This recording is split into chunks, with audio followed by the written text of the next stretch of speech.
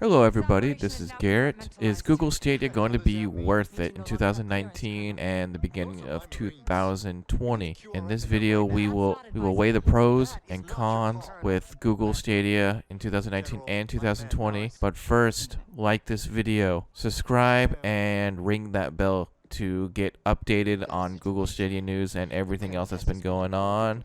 And I will be uploading videos every Friday, so I won't be spamming your inbox. So I'm going to gather everything that I know about Google Stadia, and I'm going to make you a list of pros and cons. There's going to be 5 of each, so they're not going to be one over the other. So my situation is going to be different than yours, so you may have a different situation. So I guess, you could see which pros and cons, affect you the most, and leave a comment for me in the comments section below. Okay, so the first pro, in this part of the video, I'm going to be talking about the pros. So in the first pro, I'm going to talk about, you don't need any expensive hardware. You don't need to buy the next $500 hardware. If you're a PC gamer, you don't need to buy the expensive $1,000 graphics card if you want to experience ray tracing.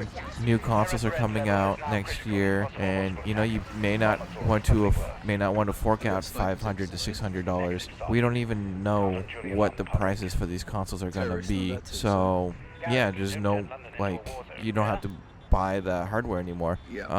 In my situation, I'm held back by my graphics card. I've been having to tone down certain graphics. I've been having to turn down resolution, so it's going to be hard for me to play games in 4K and 60 frames per second. I don't know if Red Dead Redemption 2 coming out next month is going to allow me to play in 4K 60 FPS due to my outdated hardware in my computer. And I have a $600 graphic card at the time, but that was like 2 years ago. So for me, this is a big pro. Okay, so no downloads or updates. You come home from work, you want to play Call of Duty or Grand Theft Auto Online or Fortnite, whatever game you play.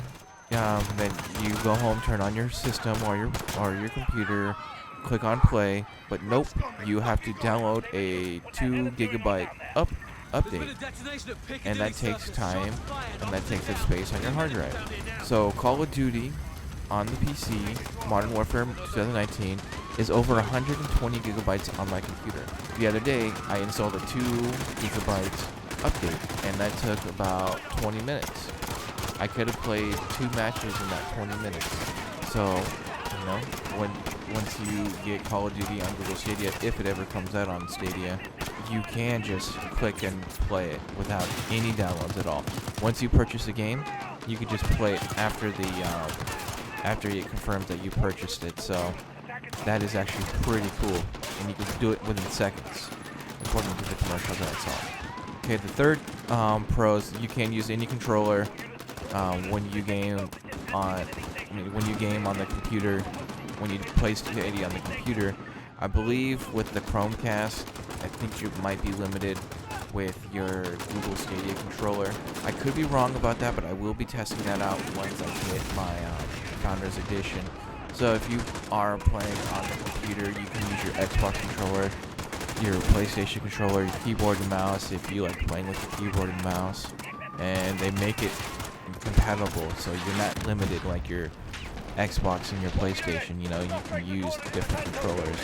Okay, and the fourth pro is you are not locked to one device. So what that means is you can play on your computer, that's what I'm going to be playing mostly. You can play on your Chromecast Ultra that comes with your Google Stadia Founders Edition, or you can buy the Chromecast for $70 on Amazon if you want to go that route. The video link in the description where I talk about the prices of all that. You don't even have to play with the controller that Google Stadia offers, unless you're playing with the Chromecast. So let's just say you're playing on the big screen TV. Your family, your wife, kids want to use the TV to watch their favorite TV shows. You can be like, fine, whatever. Move to your computer, and your computer blows up for some random reason in the middle of your gaming session. I don't see why it would. You could move to your laptop or your phone, And the best thing about it is if you're traveling, you can use your phone to play Stadia. And with the latest iOS update, you can connect your Bluetooth supported controllers to your phone and play Stadia that way. So, and the cool thing is, you pick up and go, so you can actually move from one device to another without worrying about whether you saved your game or not, or you just pick up right where you left off. Like when you put your Xbox into sleep mode in the middle of you playing Borderlands or something, you just pick up right where you left off. I use Borderlands as an example because that's what I'm playing on my Xbox right now. The last Pro, the Pro membership is optional. You're not required to pay to play online with Stadia. You're required to pay for Stadia if you want to stream in 4K, okay? So just keep that in mind. It's not required. You even get free games when you get the Stadia Pro. The majority of people are going to stream in 1080p. Let's face it. Only people that are going to stream in 4K are people like us. Like the above average. Average Joe will stream in 1080p. The person that does not keep updated with all the latest tech news. The person that says, "Oh, what is this? Google Stadia. I could play games, full AAA games on my phone without losing any quality, and then I just have to buy the game. Cool. I'm just gonna do it that way." So yeah, that actually is pretty cool. That feature will be released in next year, so you can't even so the average person won't even be able to play Stadia until next year when Stadia launches. So the founders are kind of like the beta testers on that. Okay, so after the pros, let's talk about the cons. So let's talk about the data caps first. Yeah, so the first con is data caps. So the average person has a data cap on their internet, and they probably don't even know. Like, before I had to upgrade my data cap, I had a terabyte of data. Then once I cut cable, I told my mom to use the streaming, Hulu, because I have Hulu, so she tends to leave the TV on and get streaming. So I went over my data cap, so I upgraded from 1 terabyte to 1.5 terabytes. She went past that, and I said, screw it. I just got unlimited data. So for me, this con doesn't really affect me, but it's going to affect the majority of people, especially if you're on your phone. Like, if your phone carrier does not support unlimited data, then I don't recommend playing on your phone. Just connect it to your Wi-Fi. But if your ISP does not support unlimited data, so you just have to be careful. Okay, so for most people, this is going to be a con. You have to buy games at full price. I could see why, that's a problem for most people, because most people think, oh, since I'm streaming the game, I don't own the game, I just have the right to use it. But if you purchase a digital game, you don't own it. Even though you download it on your computer, you don't own it. You just have the right to use it. In order for you to own a game, you have to buy the physical copy. Like, I have Super Mario World for the Super Nintendo. I own that game. I could hook up my Super Nintendo and play it without the fear of the internet service. The internet on my Super Nintendo doesn't work because there is no internet. All the games that I have on my Super Nintendo Classic, I could play that forever because I don't need to have like a Nintendo account or anything like that to play the game. The games that I purchase on Steam, you may not be able to play some of them. Like, let's just say, you buy an online-only game on Steam, you lose connection to the internet, you can't play it. Or you lose access to your Steam library, you can't play your games. So, like, let's just say someone hacks your account and you lose, like, 50 of your games, and for whatever reason Steam can't recover your account for you, you lost your licenses to those games. So you don't own your game. As long as you're able to log in to your account that's associated with your game purchases, then you can play it. For me, that's not ownership. It's convenient, but it's not, it's not ownership of your game. And for me, that's fine. I play a game, beat it, move on to the next one.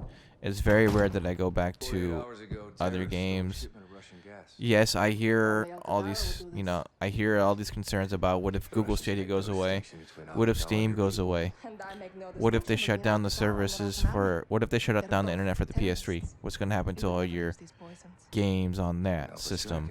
You can't re-download them. What's going to happen to the internet service on your PlayStation 4 or your Xbox One or your Xbox 360? What's going to happen to your game purchases? You're not going to get them. You're not going to be able to re-download them. So, con number 3, latency. Yes, for me, this is a concern because we don't know how this is going to play out. It could be really well and people freak out for nothing, or it could be really bad and I wouldn't say people, but everyone will talk shit about it. So what does that mean? So the latency in the Founders Edition, like in 2019, is going to affect this product for years to come. So if Google Stadia does not come out swinging with good latency, it's just going to be just an issue that people keep bringing up until they fix it, and they'll still keep bringing it up, and it's just going to have a bad rap throughout this product's life cycle. I guess we're just going to have to see. I do recommend using Ethernet to play Google Stadia. The Chromecast Ultra will have an Ethernet port on the power cable, on the power plug, so you can use Ethernet on that. I would recommend using Ethernet on your computer to get rid of most of the latency. I'm pretty sure there's going to be latency. Like I said, I don't know how this is going to go, so we're just going to have to see in November, okay? And con number 4, pre-orders are first come first serve basis. So what does that mean?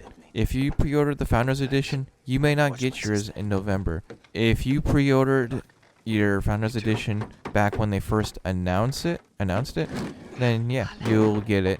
But someone like me who pre-ordered it in September, I don't know if I'm going to get it. And you're going to ask yourself, what about your code to get Stadia Pro? Because you can use Stadia Pro. You can use Google Stadia on your computer and all that jazz. I have the email saying that Google will send you the code for Stadia Pro and the Stadia Pro for your friend. So we're just going to have to see and find out that if they're actually going to do it. So this is just another situation that Google Stadia put themselves in. It's a new product with something that hasn't really been done right, and it's just another thing for them to deal with, and I don't see why they can't get all the pre-orders out on November 19th. I usually have the day off work too, so I'm usually off that day, and hopefully I get that code so I can stream that to for you guys, and I will be streaming Destiny. So the Google Stadia needs to get all those pre-orders out quick as possible, or on launch day. There should be no excuse. Alright, so the last con, there's going to be no first-party exclusives on launch.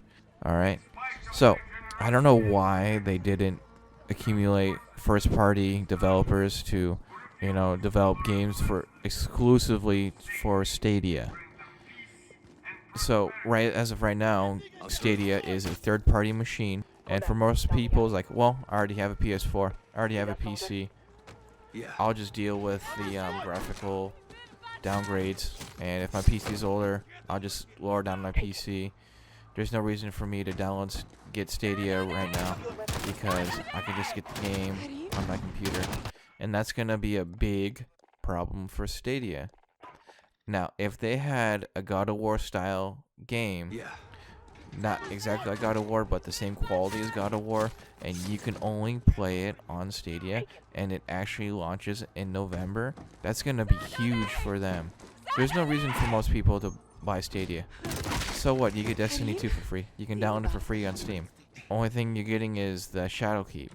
Red Dead Redemption 2, you can buy it on the computer, or you can buy it on the consoles that you already have. See the issue is? However, Stadia, Google's saying that they are working on first-party exclusives in the next year or two, but it's not now. There needs to be exclusives. I know a lot of people don't like exclusives, but that's what moves platforms. So if there wasn't any exclusives for the PlayStation, would the majority of the people go for PlayStation? Same thing with the Xbox. There's not a lot of good exclusives for the Xbox, and that's probably hurting their sales, as well as all the other stuff that happened this generation. You gotta make a reason to purchase that platform. Yes, Google Stadia is a platform. It's a service. That means you purchase games, you do all that, and they need to support the platform with reasons to get into that ecosystem. Netflix has exclusive shows. Hulu has exclusive shows. PlayStation has exclusive games. Xbox has exclusive games. Computer has exclusive games. See what I mean? Epic has exclusive games for a while. Even Steam has exclusive games. See, you can't download Valve games on Epic Game Store. You can't download the newer EA games on Steam unless that new feature, unless that thing goes through that people have been talking about where you can.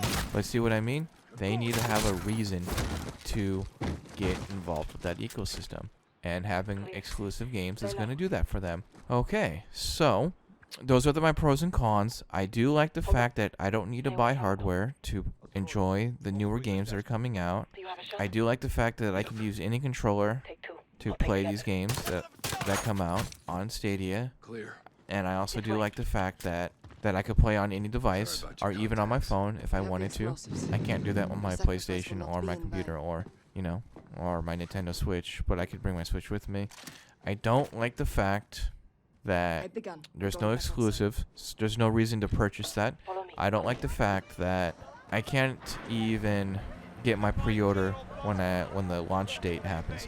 But I will keep you guys updated when I do get it. I will make an unboxing video, which is I'll probably just unbox the controller because who cares about the Chromecast? And the latency could be an issue too. We'll see. I do have 100 down and 10 up because Cox can't do 100 down and 100 up. I don't know why.